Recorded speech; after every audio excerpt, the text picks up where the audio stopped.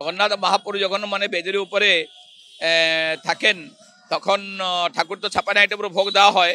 যেহেতু যাত্রা উৎসবে নবদিনাত্মক যাত্রা কালকে আরম্ভ করবেন, যেখানে জন্মবেদীতে উনি গিয়ে বসবেন, ওই জন্য তাড়াহুড়ার মধ্যে উনি যাত্রা করার জন্য সপরিবারকে, শুধু মহালক্ষ্মীকে বাদ দিয়ে সপরিবারকে যখন উনি নিয়ে যাচ্ছেন, তখন খিচুড়ি, শাক ভাজা, কিছু পিঠা আর তার সঙ্গে একটু ডাল আর একটু তরকারি খেয়ে তারপর তাড়াতাড়ি বেরিয়ে পড়বেন। কালকে ভোগ হচ্ছে বাল্য ভোগ আর অন্নভোগ, দুটো ভোগ রথের দিন দুটো ভোগ একসঙ্গে হবে।